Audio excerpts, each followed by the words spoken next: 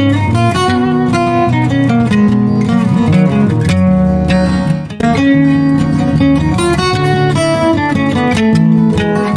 main topic of our video essay is the movie Blast in the Past, and we must correlate it with the mental imagery. So let's have the summary of the movie. The Blast in the Past is about a boy named Adam who was raised in a nuclear bunker with his parents, and after the time lock was ran out, he was sent by his parents to find some supplies and have a suitable wife. First and foremost, I want you to think of something that is your favorite. Maybe your favorite person, place, feeling. If meron na, na-imagine mo na, na-picture mo na, well, congratulations, that is mental imagery. We both know that a significant portion of our brains is devoted to processing visual information. We employ as many brain areas as possible by seeing things in our minds because mental imagery is the processing of perceptual-like information since it operates even in the absence of visual signal from the outside world in different perspectives. Another key function of this is to help us understand and remember the spatial order of our environment. We often refer to our mental representations of the world as cognitive maps. It's interesting to note as well that people have surprisingly similar opinions when comparing mental size and visual. This indicates that performing mental comparison involves the same steps as making perceptual comparisons. And another thing we frequently do when we have mental picture is image scanning in order to look for its critical information. All of this will be elaborated by my co-members. Now that we know what is mental imagery, let's discuss naman kung anong part ng ating brain ang gumagana when engaging in visual and verbal imagery. So the research of O. Craven and Kanisher illustrates how closely the brain areas activated by imagery correspond dun sa brain areas na activated by perception.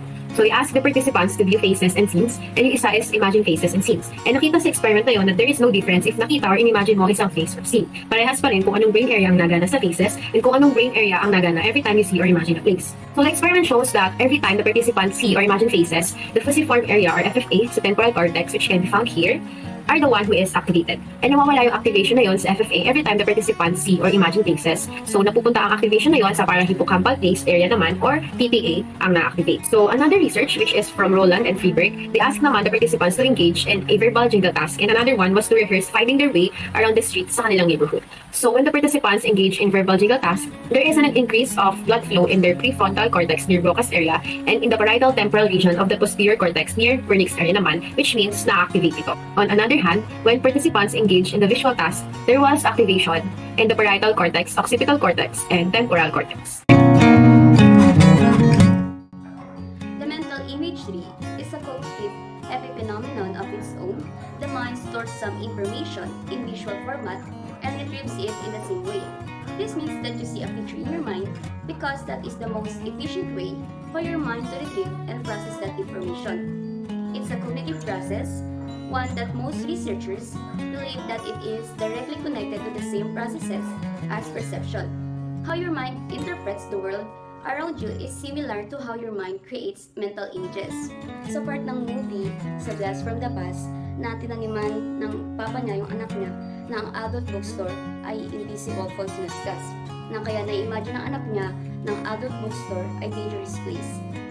When Adam finds that the rumors of nuclear apocalypse were totally false, and he uses visual perception, which is the brain's ability to receive, interpret, and act upon visual stimuli from that moment, to prove to his family, especially his father, that was thought about the Soviet nuclear attack happened when something fell in their house. But in reality, it is a plane crashed into their house. According to the book, a fair amount of research has focused on the way people judge the visual details of objects in their mental images, similar to what happened to Adam's father in terms of how he perceived it. At the beginning of the movie, when Dr. Calvin decided that he and his wife would stay inside his bunker for a long time due to the supposed nuclear war happening, Dr. Calvin must have used visual imagery to imagine what was happening outside. The way he used visual imagery could have helped him form an idea about the severity of the supposed war above ground, just like when he assumed that when the explosion happened, the front entrance of their house should have caved in. Also, the way his bunker looked seems like it was intentionally designed to look like the interior of a normal home, which could be due to how their visual perception with the presence of stimuli can help them make themselves feel like it is a normal home and they are living a normal life, despite how different it is from their actual normal life outside the bunker. We all witness in the movie that Adam grew up in a fallout shelter. His view of the outside world relies on his parents' description and the books he read. In the scene where he finally saw the sea, we could say that even though that is the first time he saw it, he knows what the sea looks like because his parents described it to him. This is an example of verbal imagery. In the next scene, where he finally witnessed a baseball game, we all know that even his father had a hard time describing the game on him. He said that you have to see it to understand. Adam finally gets it as he visualizes what his father said to him watching the game. Therefore, he is using his visual imagery, at the same time using visual perception to organize what he saw within his brain to make sense of it. Another correlation would be when Adam feels sorry about Eve being fired by her boss. But Eve told Adam that she is sick working for that dickhead. Adam asked her what is dickhead means, and she responded that it is a walking penis capable of intelligent speech. Then, Adam was so shocked to the point that he dropped his bag on the floor.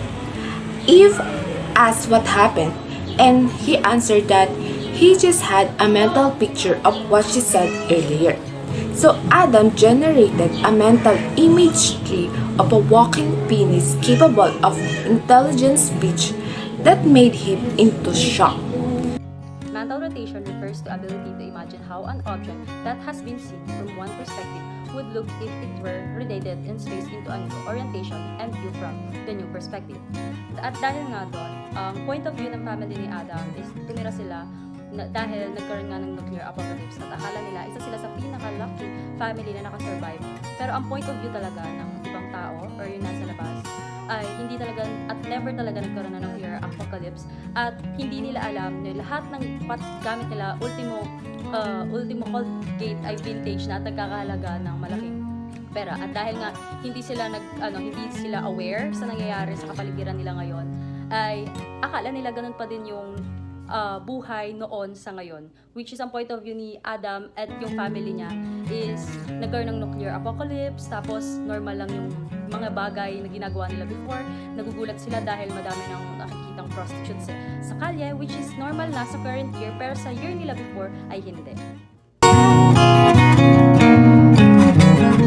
Since mental imagery functions even when there is no external visual input and is the processing of information that resembles perception, one of the best basic example of overall mental imagery in the movie that was mentioned earlier is how Adam uses his visual perceptions of what a dickhead is, and Eve uses verbal imagery to describe it as a walking penis. The factor that Adam's brain processed and produced visual imagery of a literal walking penis shocked him. For many, dickhead is a slang word we use to describe a stupid, irritating, or ridiculous person, particularly a man. To sum it up, through mental imagery, imagining how something will seem from different points of view is possible. The importance of mental imagery in psychology is it includes simulating possible future scenarios and reliving past experience. From this perspective, imagery should perhaps be studied not only in its own right but in many types of cognitive tasks. Mental imagery enable us to reactivate and manipulate internal representation when the corresponding stimuli are absent. In short, mental imagery is the act of representing sensory states mentally, which can include visual, auditory, olfactory, taste, and proprioceptive states, among others. It is a mental training technique that reproductive people use to prepare for action, repeating and training their thoughts, feelings, and behaviors in order to optimize their performance and well-being. As human beings, our visual imagery plays a vital role in our daily lives as we tend to perceive and manifest much of what we have learned through our eyes. Consequently, mental imagery becomes an integral part of our lives as it enables us to recreate experiences that have occurred previously or envision new experiences before they happen. Moreover, mental imagery comes into play when executing everyday tasks such as giving or following direction, which involves image scanning or making comparison between items while shopping, which entails visual comparison. Additionally, mental imagery facilitates the visualization of how a building or infrastructure previously seen would look like from a different perspectives without physically going there, referred to as mental rotation.